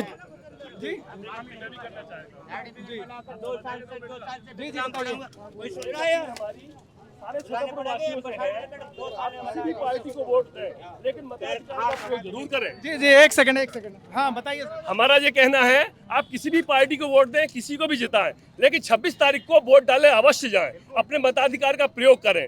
सारे काम बाद में, सबसे पहले अपन मतदान करें, क्योंकि अपन जब वोट देंगे तभी देश का विकास होगा, तभी तरक्की होगी, तभी आप जो आपके मन में है तब वो पूरा होगा। इसलिए वोट आवश्यक रूप से दें। जी लल्लन टॉप की भी यही अपील है कि 26 अप्रैल को ये सारे इलाकों में जहाँ जहाँ वोटिंग है और देश के दूसरे हिस्सों में जहाँ पर वोटिंग है, आप वोट डालने जरूर जाएं। जी सर, आप कुछ कह रहे थे। मेरा कहना ये है कि जहाँ घोटाला होता है सरकार उस पर कार्रवाई करती है। इसके बाद हमारे ये बंधु को कहीं घोटाला नज़र आता है तो ये रिपोर्ट करे, FIR दर्ज कराए, उस पर कार्रवाई होगी। इसलिए ये नहीं है कि घोटाला पे सरकार काम नहीं कर रही है, घोटाला को कोई सरकार ढक नहीं रही बात वैकेंसी आने, रिपोर्ट जारी क्यों नहीं कर देते? रिपोर्ट जांच के बाद ही, जब सरकार को क्लीन चिट मिल जाएगी जांच एजेंसियों से, इसके बाद ही तो सरकार उस पर डिसीजन लेगी। अब उसमें थोड़ा लेट हो सकता है, कार्रवाई करने में लेट हो, ये उस जांच एजेंसी के ऊपर निर्भर है। इसलिए ये नहीं कह सकते। रोजगार के लिए सरकार प्रतिबद्ध है और रोजगार के लिए केंद्र सरकार और राज्य सरकार काम कर रही है। ये बात सही है कि बेरोजगारी रही है। जब जनसंख्या बढ़ती है तो हर समय नए बेरोजगार लोग होते हैं। हर 18 वर्ष का हर बच्चा दूसरे दिन बेरोजगार होता है। तो रोजगार के देने के लिए जब काम चलता है तो धीरे धीरे सभी को रोजगार मिलता है और सभी अपने अपने किसी न किसी काम में लगते हैं। इसको ये कोई ऐसा इशू नहीं है कि जो सरकार इस पर काम नहीं करती है। हमेशा सरकारों ने काम किया है, हमेशा रोजगार के लिए काम किया है, क्योंकि पेट के लिए भोजन सबके लिए आवश्यक है और सरकार को इसकी चिंता है। जी आप कुछ कह रहे थे, बताइए। जी पूछिए। हम चूँकि एक आम आदमी हैं, अपन ने भाजपा का भी शासन देखा है और कांग्रेस का भी शासन देखा है। जब कांग्रेस का शासन था तो उस समय आपने देखा होगा कि बिजली नहीं थी, लाइट नहीं थी, सड़क नहीं थी, ठीक है। कांग्रेस के शासन में जो बच्चे थे उन्हें जो पढ़ने में दिक्कत आती थी, क्योंकि एक दिन में अगर 24 घंटे होते हैं तो 24 घंटे में 6 घंटे भी लाइट नहीं रहती थी कांग्रेस के शासन में, जो आज अपन को 24 घंटे लाइट मिल रही है। महंगाई एक मुद्दा हो सकता है, बिल्कुल हम मानते हैं, तो चूँकि समय भी अपना बदला है, तो चूँकि कुछ चीज़ों के रेट भी बढ़े हैं। अब रहा सवाल मोदी जी और राहुल जी का, तो राहुल जी अपनी जगह काम कर रहे हैं, मोदी जी जो हैं वो अपनी जगह काम कर रहे हैं। बात अगर मोदी जी की अपन करते हैं तो अगर मोदी जी के शासन में राष्ट्र की, अगर हम सुरक्षा की बात करें, जो महत्वपूर्ण मुद्दा है वो आज बहुत अच्छा है। जो सेना है उसका मनोबल बढ़ा हुआ है, चाहे वो नेवी हो, चाहे वो जल हो, चाहे वो थल हो, तीनों सेनाओं में उत्साह रहता है। जबकि आप कांग्रेस के शासन में देखें तो सेनाओं के कितने जवान मारे जाते थे। आज अपन बात करें कश्मीर भी, तो आज कश्मीर में आतंकवाद कहाँ गया, पत्थरबाज वो कहाँ गए, सोचने की बात है। वही कांग्रेस का शासन जब था और आज भाजपा का शासन है। आखिर वो पत्थरबाज जो पत्थर मारा करते थे वो कहाँ गए आज? वो जिसका मोदी जी ने तो ख़त्म किया है ना। तो कहने में कांग्रेस बहुत आगे है, लेकिन काम मोदी जी ने किया है, हम इतना ही कहेंगे बस। और एक मुद्दा ये जो कह रहे हैं कि काम मोदी जी ने किया है, हमारे भाई बहुत अच्छा कह रहे हैं। ये पूछ रहे पत्थरबाज कहाँ है। शायद इन्होंने ये प्रश्न पूछा होता तो छतरपुर नहीं पूरे मध्य प्रदेश की छाती गर्व से चौड़ी होती कि मणिपुर में 2 महिलाओं को अर्धनग्न अवस्था में कितने लंबे किलोमीटर पैदल चलाया जाता है, तब इनके मुंह से एक शब्द नहीं निकलता। इनके प्रचार मंत्री के मुंह से, इनके मुख्यमंत्री के मुंह से, भारतीय जनता पार्टी के ऐसे धुरंधरों के मुंह से, महिलाओं के मुंह से मणिपुर की बेटियों के लिए एक शब्द नहीं निकलता। दिलीप बेटी नहीं, छतरपुर में 6-6 साल की मासूमों के साथ बलात्कार हो जाता है, तब इन्हें याद नहीं आती पत्थरबाज कहाँ गए। इनको याद नहीं आती कि इंदिरा गांधी ने बांग्लादेश बनाया था, कैसे बांग्लादेश बनाया था, इनसे पूछो। लेकिन पत्थरबाज इनको इसलिए नहीं दिखते कि वहाँ पत्थरबाज इसलिए नहीं दिखते कि वहाँ नेट बंद कर दिया जाता है, वहाँ तानाशाही लागू कर दी जाती है, मीडिया को मौन कर दिया जाता है, सच को दिखाया नहीं जाता है। पर मणिपुर के मुंह पे ये एक शब्द नहीं बोलेंगे। अगर इतने ही मुस्कुरा के बीच में क्या कह रहे हैं आप? ये कह रहा हूँ पूरा देश बिकने वाला है। इस बार जीत गए ना तो राष्ट्रपति शासन होते ही गरीब लोग बिल्कुल मारे जाएंगे। तला नहीं बचे, तलंगे नहीं बचे, गांव के शहरों के पत्ते नहीं बचे बिकने को, कोई पत्ता नहीं बिका है। कोई बैठने के लिए जगह नहीं है कि कोई ऐसी जगह हो कि हमारा कोई चौपाल हो कि जहाँ बैठ जाओ। हम चौराहे पे बैठे हैं। अरे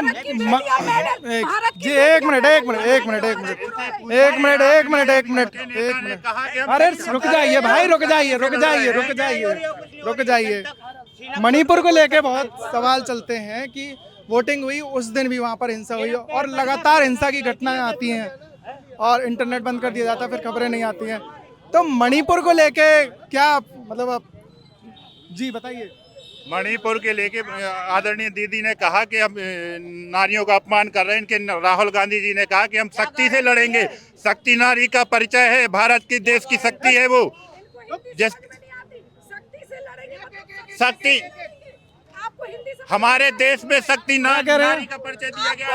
आपको शायद हिंदी समझ में नहीं आती। भारत की बेटियां जिन्होंने विश्व में नाम किया, गोल्ड मेडल लाई, स्वर्ण पदक लाई, कांस्य पदक लाई, और वो बेटियां सड़कों पे आके अपना संघर्ष करती रही। जब इनके मुंह से नहीं निकला, उन्हें अपने पदक लौटाने पड़े उन बेटियों को। आप किसानों की बात कर रहे हैं, अरे इनके घर से कोई किसान नहीं है क्या? किसान ने कितने लंबे समय सीमा पे संघर्ष किया, उनके किसानों के लिए, उन अन्नदाताओं के लिए जिनके हम जीवित हैं। जी बताइए। कर्नाटक की घटना थी कि एक कांग्रेस कार्यकर्ता की पार्षद की लड़की को सरेआम गोद दिया गया और कांग्रेसी उस पर एक लफ्ज भी नहीं बोलते हैं। क्या वो भारत की बेटी नहीं है? वो किसी माँ बाप की बेटी? आप गुनाह पर बोल दीजिए। नहीं, गुनाह पर क्या, इस पर भी बात होनी चाहिए ना। एक लफ्ज भी नहीं राष्ट्रीय अध्यक्ष इनके राहुल गांधी जी ने बोला। पूर्व जो राष्ट्रीय अध्यक्ष हैं ना की तो हाल की ही घटना है, आप उस पर भी नहीं, उस पर तो हम बोलेंगे, लेकिन उस पर भी बोलना चाहिए कि कांग्रेस की कार्यकर्ता की वो लड़की है, सरेआम चाकुओं से गोद दिया गया और वो कहते हैं कुछ नहीं हुआ, पारिवारिक मैटर है, उसको घुमाने की कोशिश करते हैं। जो मोदी जी कर रहे हैं हमारे देश में, आने वाली पीढ़ी याद रखेगी। राम मंदिर से लेकर और जो अभी 370 हटाइए, कॉमन सिविल कोड आया, आगे देखते जाइए। इन चमचों की ऐसी लगा के बजाएंगे मोदी जी के, कहीं रह नहीं पाएंगे। राम मंदिर बहुत हमारे युवा में ताकत है। अगर हम इनसे एक प्रश्न पूछ लेंगे तो इनकी जमीन खिसक जाएगी। इन्होंने बेटियों की बात की। ये जिस नेता के लिए काम करते उसकी बीवी सड़कों पे घूम रही है, हमारी बहन संघर्ष कर रही है, मैं नाम नहीं लूंगी। रही बात, इन्होंने राम मंदिर की बात कही। अरे राम मंदिर के ताले राजीव गांधी ने, पहले पूरी सुनना आप, राजीव गांधी ने खुलवाए थे। हम राम लला आएंगे, मंदिर वही बनाएंगे और गाय, चुप बिल्कुल, गाय को काटने वालों से चंदा पूरा खाएंगे। गाय को काटने वालों से चंदा पूरा खाएंगे। दूसरी बात, आप राम लला की बात करते हैं, राम आस्था का विषय है। अब ये आ जाएंगे कि कांग्रेस ने राम मंदिर अस्वीकार किया। इनको चारों शंकराचार्यों का विरोध नहीं दिखा। जो शंकराचार्यों ने विरोध किया, उन्होंने अपने तर्क दिए। उन शंकराचार्यों की बात मानकर अगर कांग्रेस के वरिष्ठ नेताओं ने कोई बात की है तो ये वो याद करेंगे। पर रामलला हम आएंगे और गाय काटने वालों से चंदा लेकर मंदिर वही बनाएंगे और हम हिंदू कहलाएंगे। जी बोलिए। कौन से गाय काटने वालों से चंदा लिया है? पहला तो ये प्रूव करके दिखाएं। और दूसरी बात है, जिसने राम मंदिर का न्योता ठुकरा दिया, राम सेतु को काल्पनिक कहा, वो लोग हमें सिखाएंगे, धर्म का पाठ पढ़ाएंगे। जो बीफ खाते हैं भगवान राम का विरोध करते हैं, सनातन को डेंगू मलेरिया कहते हैं। ऐसे लोगों से हमें कोई उम्मीद नहीं है। सनातन सर्वोपरि था, सर्वोपरि है। और मोदी जी ने जो सनातन के लिए किया है, समस्त 100 करोड़ 140 करोड़ देशवासियों कोई नहीं कर सकता है। हम हमेशा मोदी जी के साथ हैं और रहेंगे। धर्म और आस्था, धर्म और ये रोजगार दोनों अलग विषय है। और विडंबना है हमारे देश की कि इन नौजवानों को जिन्होंने मैं नहीं पढ़ना सिखाया, जो पढ़े लिखे हैं, इनको हम बहुत अच्छे से जानत, बचपन से जानत। विडंबना आज इस देश की, दुर्भाग्य आज इस देश का कि ऐसा युवा भटक गया। ये युवा भटक गया, बेरोजगार हो गया, पर इसको सच नहीं पता। इलेक्ट्रॉनिक बॉन्ड ये नहीं पढ़ता, क्योंकि इनके जमाने में शिक्षण व्यवस्था ध्वस्त कर दी गई। इनके हाथ में इलेक्टोरल बॉन्ड को लेकर तो भाई व्यवस्था जो थी वो लागू किसने की थी? आप ही की सरकार 60-70 साल देश में रही है, आप ही लोग सब। अरे भाई साहब, वो तो दुनिया भर में लागू हो रही थी, तो वो तो लागू होनी ही थी। अभी जो है अब पद्धति सुधर रही है, टाइम लगता है गड्ढों को भरने के लिए मैम, ऐसे नहीं हो जाता है। और हम तो कहेंगे आप लोग भी सपोर्ट करिए सब चीजों में हमारा, क्योंकि हर गरीब को मुफ्त अनाज मिल रहा है, मेडिकल की सुविधाएं हैं, 5 लाख रुपए का जो बीमा है, अब इससे ज्यादा क्या चाहेंगे? एक सेकंड रुक जाइए, एक सेकंड देखिए, एक सेकंड। एक आरोप ये लगता है कि इलेक्टोरल बॉन्ड की लिस्ट आती है, उसमें कई ऐसे पता चलते हैं कि जब भी एक मिनट शांत हो जाइए, सब लोग शांत हो जाइए प्लीज। इनकी बात सुन लो, बच्चे बहुत हाँ, अभी वो सुनते हैं। अभी एक बड़ा आरोप ये भी लगता है कि इलेक्टोरल बॉन्ड की लिस्ट आती है, उसमें कई नाम ऐसे निकल के आते हैं कि जिन्होंने जब इलेक्टोरल बॉन्ड में पैसा दिया, उसके बाद ही उनकी कंपनी को किसी को ठेका मिल गया, किसी का कुछ, ऐसे कई नाम ऐसे शामिल हैं। तो उसको लेके आपका क्या कहना है? क्या है कि ये सब मुद्दे हैं जहाँ और इनको इससे क्या है कि भटकाने वाली चीज़ें हैं। आप एक्चुअलिटी में जब जाते हैं तब पता चलता है कि कभी और वो उसी चीज़ों में इन्वॉल्व हुआ करते थे। और जैसे कि मैडम ने आज बात करी कि भटके हुए लोग, कल पढ़ाने वाले अपने बच्चों को भटका हुआ कह रहे हैं, तो वो जो एक खुद भटके हुए हैं। दूसरी चीज़, कल के दिन तक जो राम के अस्तित्व को नकार रहे थे, आज उन्हीं के चरणों में है। और हमारे मोदी जी का धन्यवाद है जिन्होंने रामलला। अरे आप सवाल का जवाब दीजिए ना, इलेक्टोरल बॉन्ड वाला। तो वही है। नहीं, एक बहुत अच्छे दार्शनिक है कार्ल मार्क्स, उन्होंने एक चीज कही थी, धर्म का नशा जनता को पिला दो, जितना राज करना है उतना करो। तो बात उतनी सी है। अंकल की एज हो गई है, पर्याप्त पैसे कमा लिए, पर्याप्त रोजगार उनके पास होगा, हमें बेरोजगार। हमें धर्म से मतलब तब है जब हमारे पास हाथ में पैसा होगा, खाने को कुछ होगा, रोजगार होगा, स्वास्थ्य के लिए कुछ होगा। हमारे पास नहीं है तो हम तो वो मांगेंगे ना। धर्म आस्था का विषय, राम हमारे भी है, राम आपके भी है, राम उनके भी है जो नहीं मानते, राम उनके भी है जिनको मानते हैं। तो केवल राम के नाम पे सारे मुद्दे लेके आ जाना, राम, रोजगार राम, स्वास्थ्य राम, सड़क हो तो राम, जवाब आपके पास नहीं है लौट के राम को इतना भी छोटा ना समझो। राम बहुत बड़ी चीज है। राम आपके हैं तो राम हमारे भी है, राम आपको लाए तो राम हमें भी लाएंगे। आप परमानेंट भी नहीं है, परमानेंट कोई नहीं है। मुद्दों पे बात करो, आम मुद्दे सर आपने भी देखे, अभी आप आए होंगे रास्ते में, सड़क में आपकी गाड़ी ने कितने धक्के खाए आपको पता। एक रोड में आपको बताता हूँ, चंदला से आप मटौन की ओर जाएंगे, पिछले 5 सालों में 5 बार बना है। क्यों बनाया है? इतनी परत डालनी, उसमें 500 ट्रक डेली चलाने, किसके? रेत के। मेरे चंदला विधानसभा क्षेत्र से हजारों करोड़ की बालू निकल गई सर, हजारों करोड़ की। एक अस्पताल नहीं मिला, सड़क के नाम पे केवल डामर की 1 इंच परत डाली जाती है, वो 4 महीने बाद उखड़ जाती है। रोजगार के नाम पे इतना पलायन है कि लौट के वोट डालने लोग नहीं आ रहे, 50% वोटिंग नहीं हो रही लोकसभा में। क्या कहेंगे सर आप इसको? फिर वही बात, राम तो भैया ठीक है, अभी आपकी चल रही है, आप चलाओ, जब बताइए। हाँ सर, भाई ने जो कहा कि राम भगवान का नशा है, धर्म का नशा ऐसा है, पिला दो तो आदमी उसी में खो जाता है। भैया ने सही भाई आपने कोट करा है, आपने सही कहा कि जी एक ऐसा नशा है भैया कि इन पे चढ़ेगा नहीं, हम लोगों का उतरेगा नहीं। तो भरपूर चढ़ा है। बताइए कौन बोल रहा? राम, अब सुन लो शांति से।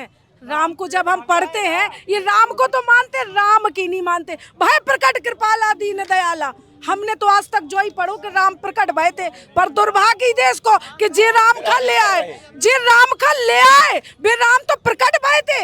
अरे राम को समझो, राम को सोचो। जिस माँ केकई के कारण राम ने वनवास झेला, राम ने अपने भाइयों को भी अनुमति नहीं दी कि उस माँ की अवहेलना करो या बुराई करो। राम के चरित्र को तो जियो। राम ने ये नहीं कहा कि झूठ बोलो, बार बार बोलो, जोर से बोलो, कोई ना माने तो और बोलो। राम ये धर्म की नशा को अभी एक हम भैया बात कर रहे हो तो अरे ये छतरपुर में मेडिकल स्टोरन के नशा तो उतर जाए। दिन भर जे गोली खा खा के, भांग पी पी के ते कि लड़का बर्बाद हो रहा है, को उन्हें बात करी? कौन से सांसद थे आए जिनने छोटी होए कि छतरपुर के बच्चा बर्बाद हो रहा है नशा में, जे धर्म को नशा करे? कौन से सांसद थे आए जिनने जा पूछी कि इतने की स्कूलों कॉलेजन की बिटियां कैसे बर्बाद करी जा रही? छतरपुर में भैया कहने में शर्म लग रही है, पर छतरपुर में रैकेट और छतरपुर में नशे की फैक्ट्री, छतरपुर में इन युवाओं को बर्बाद करने के एक फैक्ट्री चालू है। इस पे कोई बात नहीं करता, साइबर क्राइम पे कोई बात नहीं करता, बहन बेटियों के अश्लील वीडियो बनाने वाले लोगों पे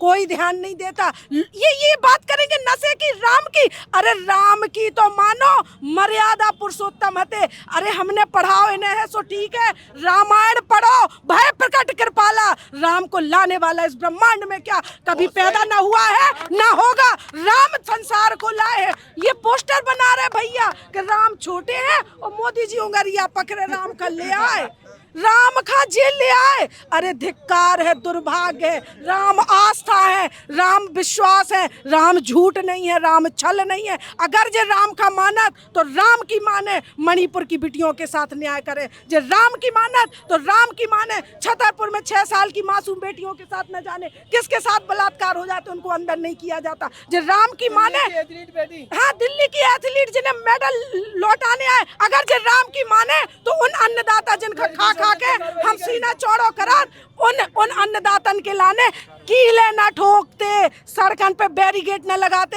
अगर जे राम का मानत तो पूरे शासन प्रशासन और तंत्र खाना लगा देते कि इन किसानों को रोको। अरे जो भटकी हुई पीढ़ी है ये रोएगी अपने भविष्य पर। इनके बाप दादाओं ने, इन बच्चों को नहीं पता, दरअसल गलती इनकी नहीं है, बाप मताई ने लाड़ प्यार से पालो, वे भूल गए कि खेत में पसीना कैसे बहात और वो पसीना बहावे पे। चलिए जवाब ले लेते हैं, आप जवाब दे दीजिए। रुकिए, एक मणिपुर पे भी एक बता दीजिए, इलेक्टोरल बॉन्ड पे भी एक बता दीजिए, और जो भी बाकी आप सबसे पहले तो मैं को जवाब देना चाहूँ कि राम को हमने कभी नहीं कहा कि हम राम को लाए हैं, लेकिन 500 साल तक जब रामलला टेंट में थे तो किसी कांग्रेसी ने क्यों नहीं वहां जाके उनके हालात को देखे? हमारे आराध्य हैं, आराध्य का राम, आराध्य के विरोध में 10-10 वकील किसने खड़े किए थे? हम लोगों ने खड़े किए थे, कांग्रेस वालों ने 10-10 वकील खड़े थे। और रही आप जो कह रही हैं किसी बेटी का बलात्कार होता है तो विरोध नहीं होता है, आप मेरी फेसबुक आईडी राहुल पटेरिया के नाम से आप चेक करके देख लीजिए कि जहाँ जहाँ एक क्राइम होते हैं बेटियों के साथ, लव जिहाद के मुद्दा आप ही लोग उसको बरगलाने की बात करते हैं। मणिपुर पर भी बोले, मणिपुर पर कितने नहीं बोले हैं? क्यों नहीं बोले? अपराधी नहीं, क्यों नहीं बोले? हम कह रहे, आप बोलिए ना, हम तो बोलते ही हैं। और सबसे पहले इन्होंने कहा कि छतरपुर का युवा जो ये सरासर छतरपुर को बदनाम करने की कोशिश कर रहे हैं। हम युवा हैं, हमें कोई एक साबित करके दिखाते कि हम टॉफी तक खाते होंगे, ऐसा नहीं है। रोक लगाती है, सरकार लगाती है, और गाइडेंस की जिम्मेदारी उनके पेरेंट्स की भी जिम्मेदारी, हम सबकी जिम्मेदारी है कि नशे के प्रति रोक लगे, क्योंकि हम सब नशे के खिलाफ हैं। लेकिन आप इस तरह से किसी पर इल्जाम नहीं लगा सकती हैं। और सवाल का तो जवाब जो पूछे नहीं, बताइए जी, बताइए मणिपुर और इलेक्टोरल बॉन्ड पे एक लाइन बोल दीजिए और खत्म। देखिए, इन लोगों के खाते जो इलेक्ट्रॉनिक बॉन्ड के फ्रीज कर दिए गए हैं तो ये बौखलाहट है। 2014 से पहले ये बताइए, ये लोग चंदा नहीं लेते थे क्या? चंदे का हिसाब इन्होंने कभी दिया है जो वर्तमान सरकार से मांग रहे? और वो अमित शाह जी ने दिया है। आप इंडिया टीवी की वेबसाइट को लॉग ऑन कर लीजिए, 10 अप्रैल की सुप्रीम कोर्ट ने। भैया एक बड़ी आफत है, एजुकेशन सिस्टम इतना तहस नहस कर दिया जो 20 क्वेश्चन तक नहीं पढ़े। एक मिनट रुक जाओ 20 क्वेश्चन उस सेमेस्टर हम नहीं ले आए, 20 क्वेश्चन उस सेमेस्टर गवर्नमेंट ले आई। जो बात कर रहे हैं राम मंदिर के ताले राजीव गांधी ने खुलवाए, ये जो बात कर रहे हैं, एक मिनट, सुप्रीम कोर्ट की गाइडलाइन थी उस पर ये बात कर रहे हैं। इनको इलेक्ट्रॉनिक बॉन्ड का पूरा मामला पता नहीं, इनको तो सिर्फ ज्ञान देना है व्हाट्सएप यूनिवर्सिटी पढ़ के। अब आप बात कर रहे हैं राम जी की, टेंट में थे राम जी, टेंट में राम जी थे। सुप्रीम कोर्ट की गाइडलाइन है, मंदिर तो तय होना ही बनना ही था जब राजीव जी ने ताले खुलवा दिए थे। लेकिन हम झूठ नहीं बोलते। 60 साल में तो भैया तुम्हारे बाप दादा मर गए 200 साल गुलाम लेके। मैडम इलेक्ट्रल बॉन्ड की जो बात कर रही हैं, आपको ये पता है पहले जो चंदा जुटता था उसका कोई हिसाब किताब नहीं होता था, किसके पास कितना आया। ये जो गाइडलाइन है वो कौन लाया? मोदी सरकार लाई है। किसको कितना चंदा मिला है? अभी ये सर्वे की रिपोर्ट मैंने देखी थी कि 40% जो है वो भाजपा को मिला है, 60 से 70% अदर पार्टियों को मिला है। तो ये अपनी पार्टियों की बात नहीं करेंगे, क्योंकि अब बात जो मैडम कह रही थी, मैडम जो कह रही थी कि जी मणिपुर में बात नहीं करेंगे, आप राजस्थान में बात नहीं करेंगे, आप बात सुनिए, आप जो आरोप लगा रहे हैं ये समाज की विसंगतियां हैं, इन्हें समाज की विसंगतियां कहते हैं। मणिपुर पे जवाब दे दीजिए। हाँ, वो राजस्थान पे जवाब ये समाज मैं बताता हूँ जो समाज की विसंगतियां हैं वही मैं उसी पे आ रहा हूँ। ये समाज की विसंगतियां हैं, हर स्टेट में होती है, इसमें इसको मुद्दा नहीं बनाना मेरे हिसाब से। इसके मुद्दे की बात नहीं, ये मुद्दे आप बना रही हैं, मुद्दे की बात सॉरी आप सम्मानिए पीछे हट जाइए, उंगली नीचे आप पीछे हट जाइए, आपको कोई नहीं दिखा रहा। जैसे कि मैडम ने अभी बात करी कि एजुकेशन सिस्टम, पहले आपको पता होगा गांव में 5वीं पास है, अगर सरपंच ने कह दो कि भैया ये गांव के स्कूल का मास्टर बनाना है, उसको अपॉइंट कर दिया जाता है। अब पैरामीटर देखा जाता है, अब देखा जाता है कि आप उस काबिल हो या नहीं हो। अगर आप काबिल हो तो उस लायक आपको वो मिलेगा। अगर बात रोजगार की आ जाती है कि रोजगार, आप इनसे पूछो रोजगार किसे कहते हैं, जी बोलेंगे गवर्नमेंट जॉब जो होती है वही रोजगार है, तो ऐसा नहीं है। हाँ, इसके पहले अगर मेरे से पूछो, मैं इंटास फार्मा में जॉब करता हूँ, मेरी उम्र 30 ईयर्स है, मेरे साथ बहुत ऐसे लड़के हैं जो नए निकल के आ रहे हैं, तो वो कमा रहे हैं। जो करना नहीं चाहते हैं उनके लिए बेरोजगारी है। हम लोग खुद का रोजगार करते हैं। स्टार्टअप का नाम स्टार्टअप 2014 के पहले कोई नहीं जानता था। अब जो आप देखे सर्वे 2014 के पहले कोई स्टार्टअप नहीं जानता था, उस पर तवज्जो नहीं देता। हाँ, तवज्जो जो उस पर जोर, गवर्नमेंट का जो जोर था, गवर्नमेंट को पे जो जोर देने की जो बात है स्टार्टअप पे, वो मोदी सरकार में स्पेशली तरीके से की गई है। आप देखें, कम से कम कई कंपनियां। आखिरी क्लोजिंग लाइन बताइए। भाई साहब कह रहे हैं कि 2014 से पहले स्टार्टअप भी कोई नहीं जानता था। स्टार्टअप से बात करे ले रहे, अभी आप बहुत अच्छे से स्टार्टअप जानते हो। फिर से लीगली पहले पॉइंट की बात नहीं की थी, उद्योग की बात कर रहे थे ना हम, उद्योग पे उन्होंने पॉइंट वाइज जवाब नहीं दिया। आप इस पे पॉइंट वाइज जवाब दे दो, बात यहीं खत्म हो जाएगी। ठीक है, कितने सारे स्टार्टअप्स फेल हैं, स्टार्टअप के नाम पे पैसा बर्न किया जा रहा है। यूएस की इकोनॉमी ग्रो हुई थी, डॉलर बढ़ा था, इसलिए भारत में पैसे आए थे, तो जाके इन्वेस्टमेंट मिली, स्टार्टअप चालू हुए, कई सारे स्टार्टअप बंद हो गए। 90% स्टार्टअप यहाँ पे बंद है। स्टार्टअप के नाम पे आप पैसा बंद कर दोगे, थोड़े टाइम में बंद हो जाएगी, इकोनॉमी बबल बनेगा, फूट जाएगा वो। आप उद्योग बनाओ, आप बिजनेस बनाओ। स्टार्टअप क्या है, आप डेफिनेशन पूछ लो, आप 4 फाउंडर्स के नाम पूछ लो, आप ये पूछ लो कौन से स्टार्टअप बनाए, आप ये पूछ लो कौन से उनने जॉनर्स में स्टार्टअप बनाए, फाइनेंस में बनाए, टेक में बनाए, काय में बनाए। ज़्यादातर स्टार्टअप डेप्थ में है, ज़्यादातर स्टार्टअप के फाउंडर उन्हें छोड़ के जा रहे हैं, उनकी ऑन बोर्ड मीटिंग में फाउंडर्स को निकाला जा रहा है। कितने सारे स्टार्टअप बंद हो रहे हैं। पेटीएम के साथ क्या हुआ, फोनपे के साथ क्या हुआ, आपने जब आईपीओ लॉन्च हुए इनके, कितने हाई प्राइस थे स्टॉक्स के, आप कहाँ गए? इन्हें तो ये पता भी नहीं होगा। 4 फाउंडर्स के नाम नहीं पता, इन्हें पढ़ा नहीं है, कुछ स्टार्टअप जान लिया। पेटीएम को लेकर तो कई गाइडलाइंस एक ही लाइन में बात है, लास्ट है, योजनाएं शासन ने खूब बनाई है, मुद्दा है विकास का, कागज पे दिखाई है। पॉइंट का अगर ये जवाब दे दे, मुद्दा है विकास का, कागज। विकास रोड पे दिखता है, हाईवे नहीं दिखाई देता है इनको। बात सुनिए, यहाँ नहीं है ना ये कार्यकर्ता, ना हम लोग नहीं जिता रहे हैं। मोदी भारत नहीं संसार के नंबर 1 नेता है। इस पर अपने छतरपुर का कोई व्यक्ति, मैं तो कांग्रेसी हूँ, लेकिन मैं ये कह रहा हूँ, मैं नहीं हूँ ना कांग्रेसी जनता का आम आदमी। मैं चाहता था कि ये बोलूँ कि कांग्रेसी हूँ, लेकिन नहीं चाहता। मैं कह रहा हूँ कि मोदी संसार का नंबर 1 नेता है, उसके नाम पर तुम जो ना जीतता हो उसको खड़ा कर दो, वो जीत जाएगा। और जब संसार, आप बताइए, संसार का तेज धावक एक हम बता रहे हैं, आपने कहा मैं सहमत हूँ, मोदी जी बहुत अच्छे नेता हैं। उन्होंने हिटलर की जीवनी अगर किसी ने पढ़ी है वो मोदी जी ने पढ़ी है। ये वो कबूतर है, एक एक कबूतर का पंख नोचते रहे। हिटलर ने जब कबूतर के पंख नोचे और फिर दाना डाला तो जब उस कबूतर मोदी आदमी तो सही है लेकिन कानून सही नहीं है, कानून बेकार। देख रहे हैं कांग्रेसी खुद तारीफ कर रहे हैं, हमें कुछ पता नहीं। चलिए बस हो गया